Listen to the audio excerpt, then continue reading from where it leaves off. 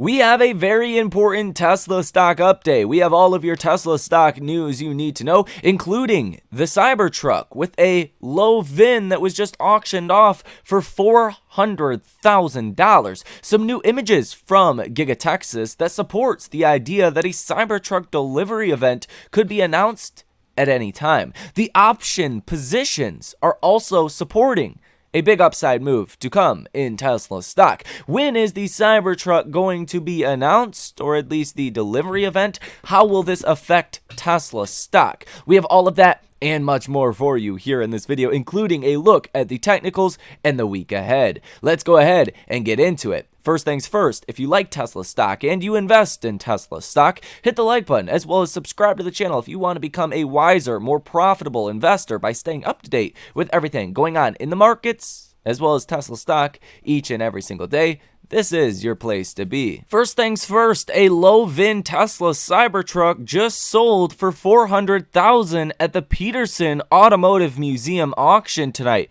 Just imagine some years down the line what this Cybertruck is going to be worth. After all, I hope it came with FSD included. I imagine it did for that price tag. This is, I think, one of the most solid signs that we have that the Cybertruck delivery event will be announced at any time. It could come out in 10 minutes from now. It could come out in 10 days from now. That's why I think looking at some of the option activity maybe will give us a little bit more of an insight. We have seen some weird movements with Tesla stock. Tesla has been abnormally bullish, a little bit more bullish than normal.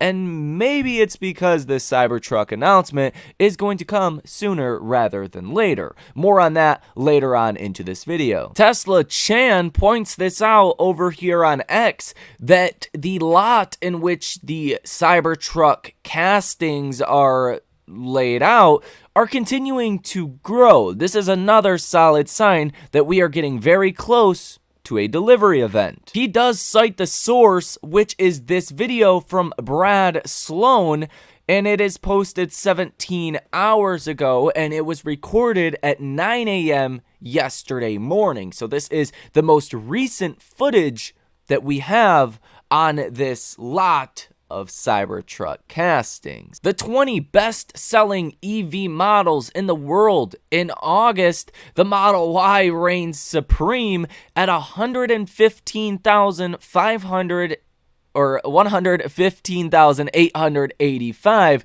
The BYD Song is right behind it with about 50% less at 57,603, and the Model 3 ranks in at number 3 with 48,815. Tesla is dominating the competition. Even a BYD model for model, Tesla's Model Y is destroying them. And as you can see from the Google Trends data, here at least for the US, you are seeing the Model Y search trend activity while spiking a lot. Some of this might have to do with the price cuts that we've seen recently. Maybe a little bit of it has to do with increased advertising from Tesla. Both of those would make sense to me. If you do look at the interest worldwide, the Model Y is definitely the standout here, even with higher search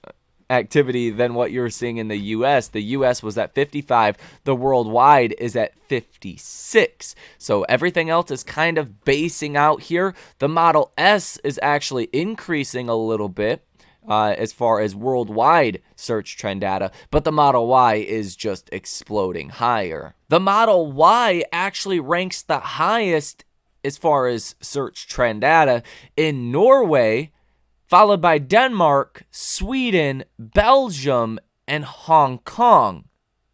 That's very interesting. Tesla plans to launch cell recycling pilot plant in Nevada. Tesla plans to launch its own cell recycling pilot plant to achieve metal recovery on its own.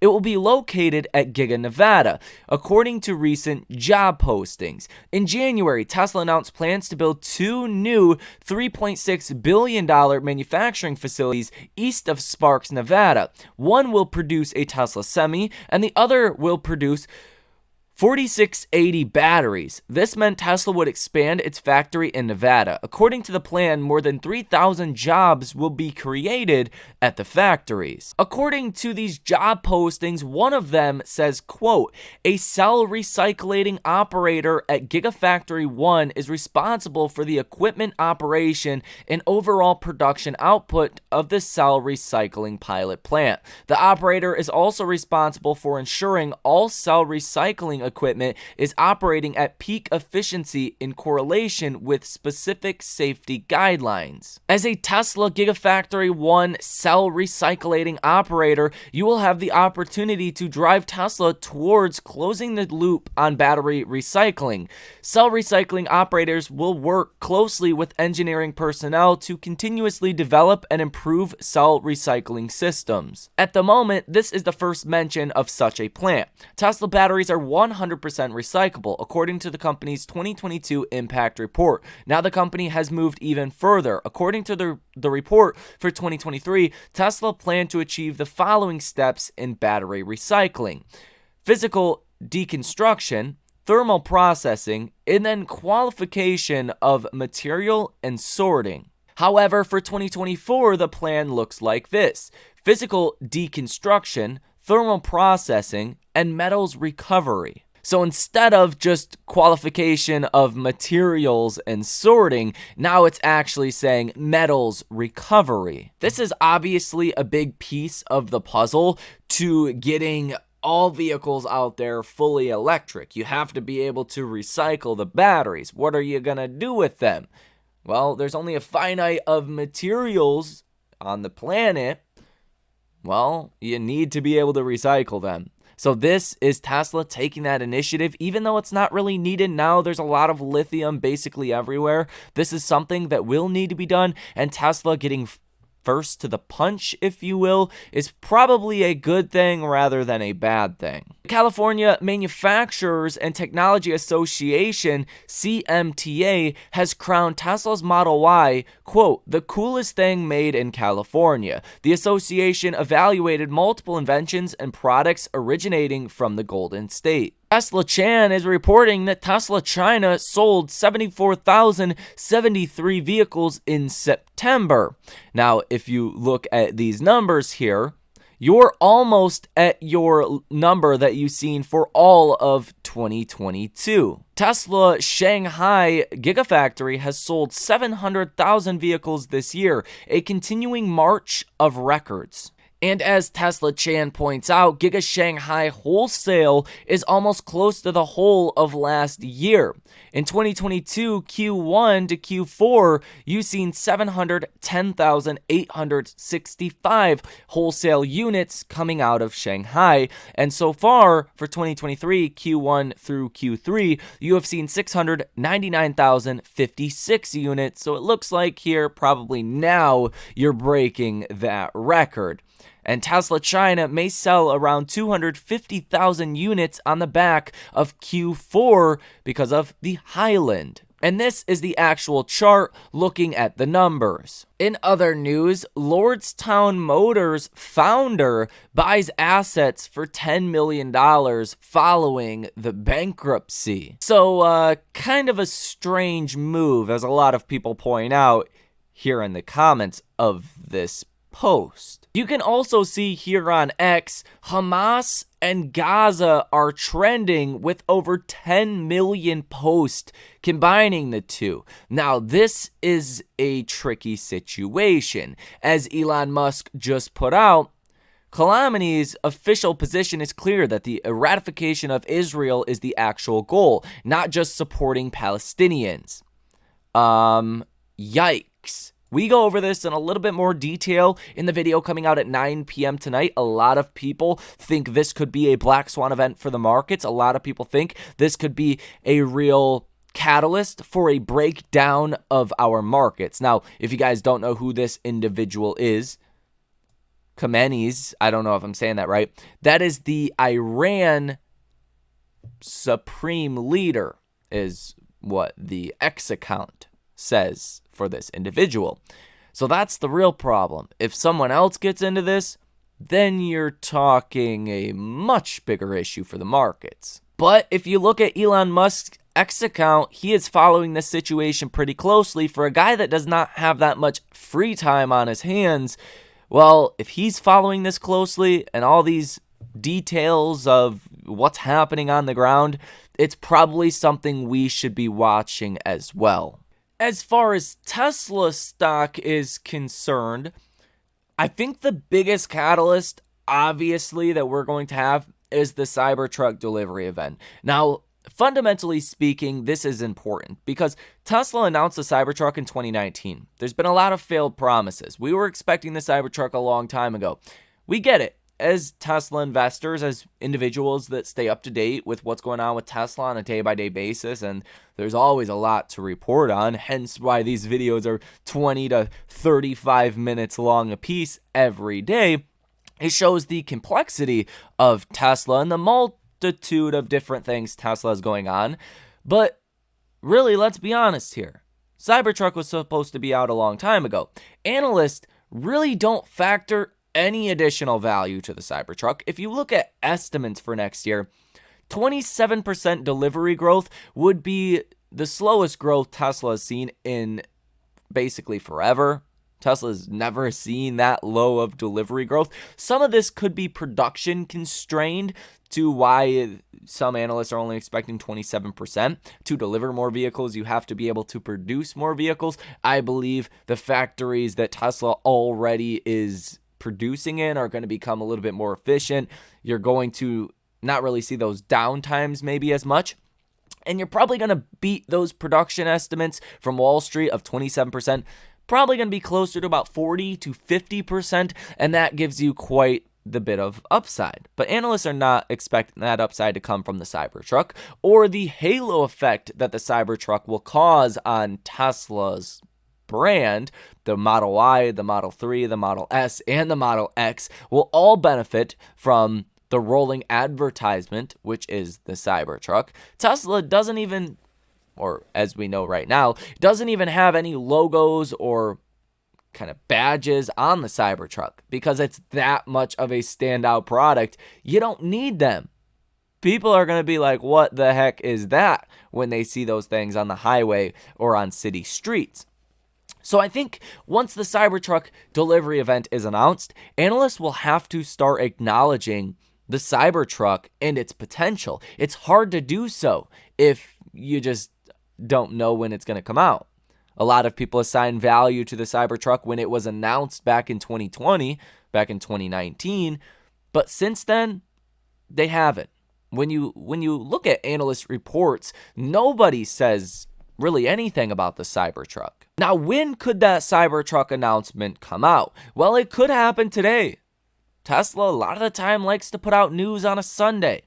It could happen tomorrow. If it's not a Sunday, it's usually a Monday. If not, then it could be next weekend. If it's not next weekend, then I would bet it's going to happen on earnings. Earnings for Tesla come out October 18th. And that would just make sense to me to see the Cybertruck delivery event from now until earnings. Because if you don't, then you start to really crunch the timeline to get the start of deliveries in Q4. So if you were to get the Cybertruck, let's say, announced by earnings, let's call it October 18th. Well, then you're looking at probably 3-ish weeks, 4 weeks before you get the actual event. Call it a month. You're looking at November 18th. Say a couple weeks after that, 2 weeks after that, you start deliveries. Well, you're in December at that point. You're probably mid-December at that point, I would imagine. Maybe the first couple weeks of December. That's pushing the timeline to get some deliveries by the end of this year. So the sooner the better when it comes down to the delivery event. And what we've seen as far as the gigacastings, and I think this is important to point out, I mean, this is not like a production candidate or release candidate or anything like that. These are Cybertruck castings that are ready for, to be fully built and then delivered to customers. That's what these are. These are not prototypes. These are not release candidates or production candidates. These are the real deal. So I think if you're Tesla, it's really the time to actually do this event. But knowing Tesla probably wants a couple hundred or a couple thousand Cybertrucks to roll out pretty quickly, considering there's a backlog of about 2 million vehicles. Now, my personal opinion is we might get the Cybertruck coming out here in just the next couple of days, possibly even tonight. That would be a possibility. If you take a look at the option activity, how hedge funds and institutions have positioned their portfolios around Tesla is, well, the calls are obviously the, overwhelming side of the options this week. But if you take a look on Friday, you had volume of 45,000 for the 270 calls. 270, decent ways out the money. You had open interest of 12,451. So anytime you see volume much higher than open interest, that's a sign that people are rushing into those positions. The 260 call had volume of 55,000 with open interest of 9,302. The 265 call had about 52,000 for volume and open interest of 9,000. Even the 280 call had volume of about 20,000 with open interest of 10,000. So that's some very big numbers here, right? And the puts are not even close to the amount of volume or open interest you're seeing on the call side. So it's very interesting how people are positioning here with options that expire by this Friday. Even when you look at the $300 call, that's quite the ways out the money. You have open interest of 6,500, and on Friday, you've seen volume of 7,220. Even some of the trades that went in the last minute of trading on Friday, here's a 270 call worth $112,000. Here's a 250 call worth $301,000. Here's a 260 250 call worth $105,000. There was a lot of end of the day, last couple of minutes of bullish positioning. Here's an October 6th. That one expired on Friday. That was a trade worth $1 million placed the last 10 minutes of trading. Some weird activity that you've seen overall. Here's almost a $500,000 trade for October 13th. The 247.50 call. It's pretty clear people are positioning for that upside move in Tesla stock, and I would imagine this has to do with the Cybertruck delivery event, specifically this day where Tesla rallied about 6% on really no news. That was last week on October 4th. That really is the day in which turned my head. Like, why are you seeing the amount of inflows that you are seeing? This day had about $2 billion worth of option activity alone. Very strange day when you on average see about $500 million head into Tesla options. And Tesla ever since has been incredibly bullish. Even on Friday, Tesla cut the price of the Model Y and the Model 3. You probably should have seen a 4 to 5% down move for Tesla stock. What did Tesla do? Tesla was up about 0.25%. At one point, Tesla was up about 0.5%, a little bit more than that. Tesla bounced right off of the 50-day moving average. So I don't see anything specifically, bearish with Tesla coming. Now, if the markets fall, if this conflict spreads to other countries and the U.S. got into it, well, that would obviously be probably a black swan event. We break that down, like I said, more in the next video at 9 p.m. So definitely stay tuned for that. But I do believe the move for Tesla, or at least the next move, is breaking out above 265 and making your way back into the threes. 265 is a critically important level. That is going to be breaking or bucking, if you will, a long-term downtrending trend, and you can see the line here. You broke past this right before earnings, and then you got smacked down. You broke above this briefly back here in the middle of September, and the markets got beaten down. If you can break out above this again with a solid catalyst like the Cybertruck delivery event and ultimately Cybertruck deliveries, well, that is going to be something that I don't think the bears can stop. I think if you buck this long-term trend and you do get a couple strong closes above this, well, that's obviously exactly what you want to see. Now, earnings expectations, as I've reported previously, have also come down quite a bit. So Tesla should be able to beat on earnings. I don't see any, big downside surprises to EPS or revenue or anything like that. So I don't really see too many bearish catalysts for Tesla to come. Tesla is not coming off of a 100% rally heading into earnings like you were back here in July. You haven't rallied that much since last earnings. From the actual low, you're up like 15%. It's not 100% like it was before. So I think there's a lot of room for Tesla to run here, especially if it is on a solid catalyst like the Cybertruck. The economic data that we get this week will also be very important. You have a lot of Fed speakers on Monday and on Tuesday. On Wednesday, you get PPI month over month. You're expecting that to come down from 0.7% last month to 0.3%. The FOMC minutes come out at 2 p.m. on Wednesday. That will be important if we get new details on why the Fed did what they did at the last Fed meeting, what they're concerned about, what they're looking at. That could be important. Doesn't always give you the biggest follow-through move. Now, your core inflation is expected to remain at 0.3%. This is up from what we have seen recently in the month of June and July of 0.2%. So if core comes down a little bit, that'll be good, but we're not expecting core to rise. Core year over year, expecting that to fall from 4.3% to 4.1%. This would be a continued decline in core. That would be great. Your headline month-over-month inflation is expected to fall from 0.6% last month, largely due to the rise in fuel and energy, down to 0.3%. That's not exactly where the Fed needs to see your headline month over month, but that's only 3.6% annualized. That's not too bad.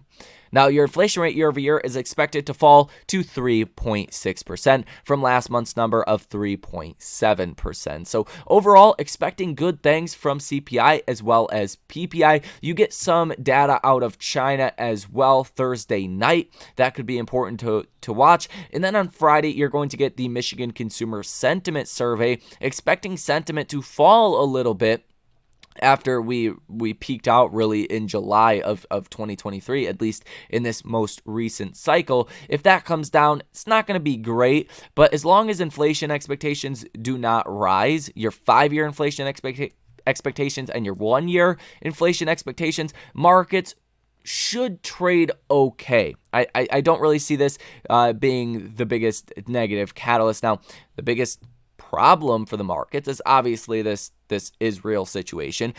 Oil's going to spike.